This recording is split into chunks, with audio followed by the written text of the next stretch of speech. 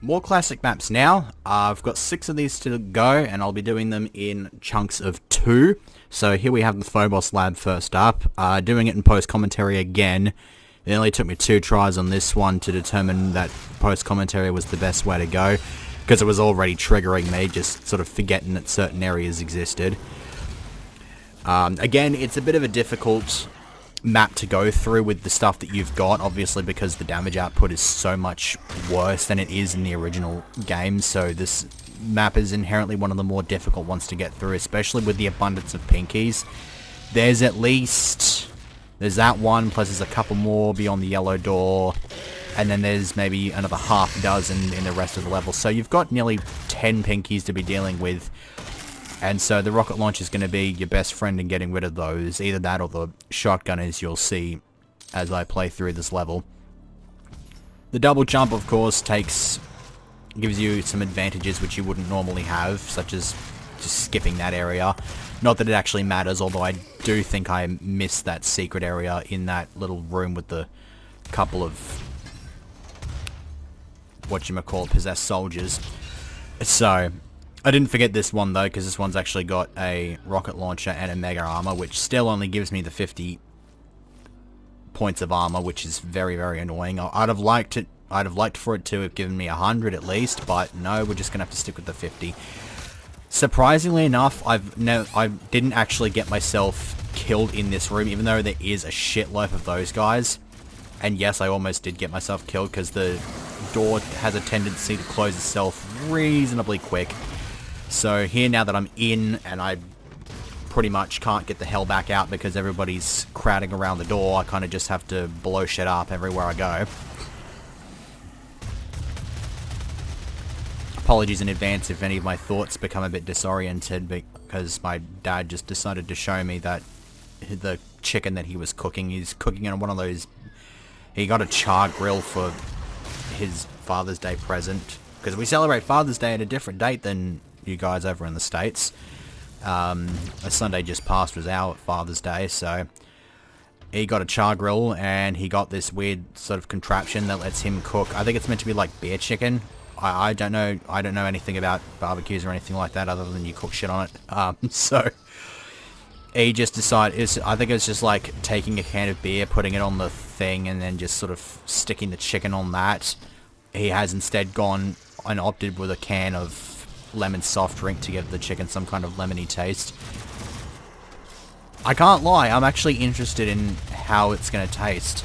I might have to pull a leg and see how tasty it is.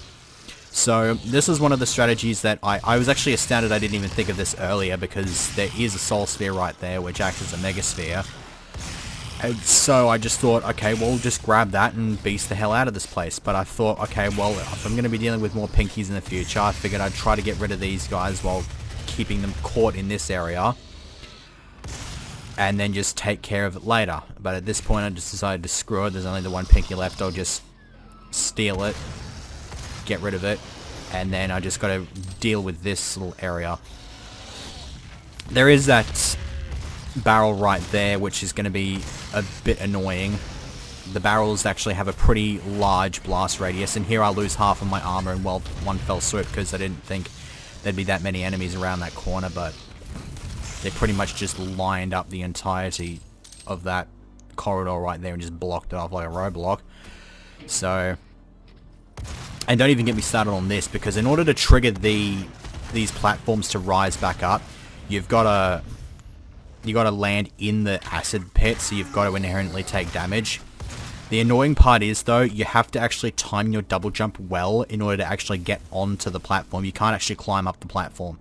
It's very, very stupid, and I failed this maybe 3 or 4 times before actually getting it, so this is probably the lull in the entire segment, because the next level after, it doesn't even take that long. It's quite literally just a boss fight. That's literally all it is. So this is where the bulk of the tedium comes in. I think I actually did land there, but just sort of fell off for some stupid reason. And the only reason I'm doing this is because I did lose all of my armor in this skirmish, so I needed to pick up the armor that was sitting here. I just had to jump on there, and then up on that little ledge to the right is another mega armor. So kind of just had to keep doing this again and again and again. I was getting increasingly frustrated. It definitely was triggering me because I didn't think it'd be that difficult. It really didn't have the right to be that difficult, but I eventually do make it. Grab the armor, and then from here I managed to pull off a well-timed double jump to get the bullets here, even though it turns out it's only 20 rounds. Which, I mean, compared to the capacity, is actually not that bad, but the thing is, the only weapon you've got that's using your bullets is the chain gun, and you have a 90 round capacity. For a chain gun, that's pathetic. I don't think I need to re-establish any of this, but more pinkies I have to deal with, and they're just gonna come at me in thick and fast here. There's this one, I think there's one more in the little corridor that I'm about to enter, and then there's a computer-like room that's got about 3 or 4 more. So I found that the chainsaw was also a very useful thing to have when I ran out of rockets, because the rockets were quite easily the most effective thing to use against the pinkies. And of course, making space and actually letting them come at you like this is also quite nice to have. So that blows up behind him, and for some reason it still blows his head off. I'm not entirely sure why that is. I guess the force just went up his ass and sort of inflated its head and made it explode. I don't know. I don't ask me about physics. I'm not that great at physics. I did pretty well in chemistry though, but that was only in grade 9. And because I actually had a pretty decent teacher that I guess I just had a tendency to listen to her. I don't know. But when I did it next year, I kind of sucked a bit. I mean, I still had the basic knowledge that I got from grade 9, of course, but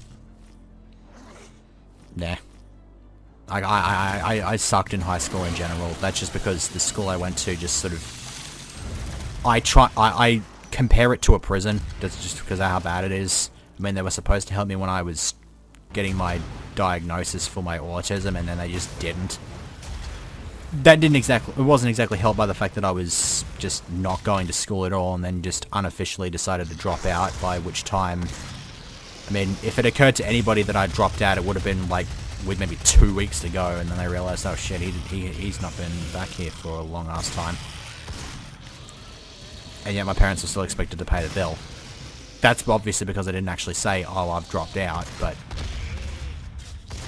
whatever. It is what it is. I had other shit that I had to be dealing with anyway, shit that just made me feel like shit, so I'm not that fussed. I don't really miss that school at all. It sucked. So, moving on. That hallway was a bit arse to deal with. I don't know why I kept hitting the alt fire button there for some stupid reason, and I don't know why I just set that off as well, but that just sort of came out of nowhere. I didn't expect that fella to be sitting there, and like an idiot I'm just pumping shells into it when I could quite easily just switch to the rocket launcher using the weapon wheel. I gotta try to remember that the weapon wheel is a thing, and just blow him to pieces. Now see, that's a bit better. I hit him in the back, his back blows up. I mean, the head blows up as well, but I guess that's just more of a force thing. And then this last room is arse, because there's at least 3 pinkies in here as well. And I was going to use that barrel that just blew up to try to do some damage, but I think one of the soldiers sort of just set it off or something. But the thing I wasn't expecting was for them to come out. I didn't think the doorway was wide enough for them to come out, but unfortunately they did come out. Thankfully though, I back out into this little courtyard area, which is not that big of a deal. It gives me more than enough room to just get rid of these guys. I think there's that's 2 of them. There's one more coming here, as you can see, and then there should be one more that tries to gore into me as I do the glory kill on this one. You might have actually caught him, a slight glimpse of him for like a millisecond just before. But yeah, he comes through, just misses me entirely, and then this is the part that I really like. It's just because you can just go in all the different directions, so you have more than enough room to maneuver around. That's why they're not that difficult to get rid of in this level, unless you're in like really cramped spaces like that little hallway.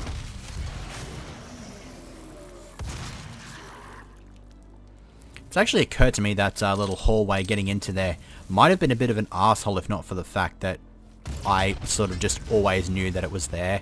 I guess I just stumbled across it when I first played this game, and it just stayed in memory.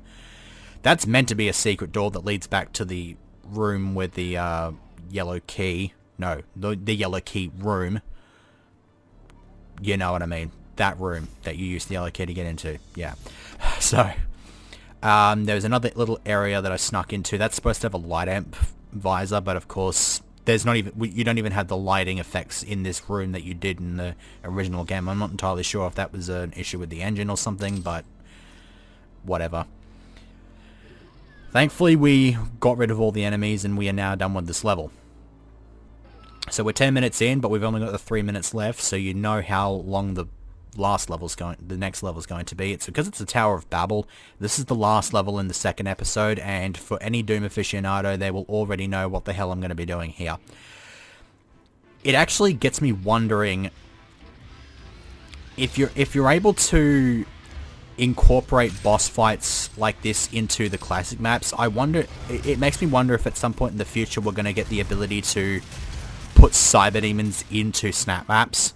Because I think that would actually be kind of cool, just sort of dealing with a whole bunch of enemies, or like an set of invasion waves or something like that, and then just at the end of it have a massive cyber demon fight and just make him all fucking honking big motherfucker here.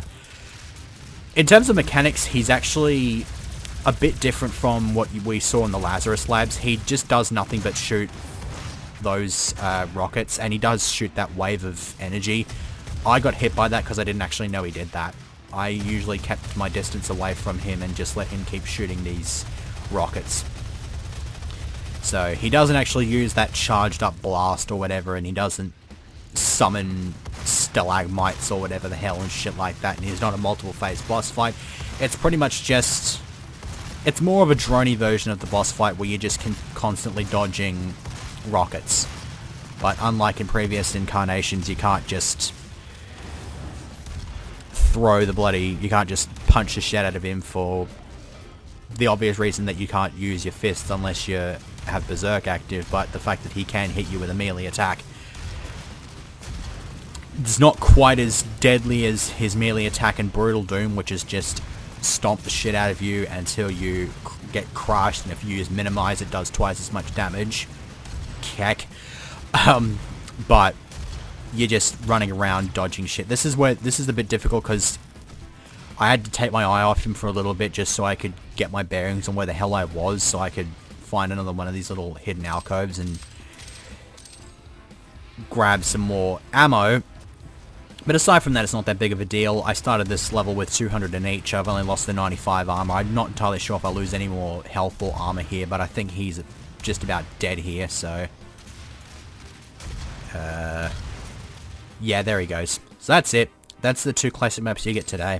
The next 30 seconds, you will see me rummaging around the maps trying to work out which one is next in order. You will find it is actually Phobos Anomaly, the last level of the first episode, which I unlocked in, I believe it was Titan's Realm, so... That's basically how it's going to be. Whether or not I do post-commentary doesn't really matter to me. So... Next time we will be doing Phobos Anomaly and the map that comes after that, which I believe is the House of Pain. So see you then.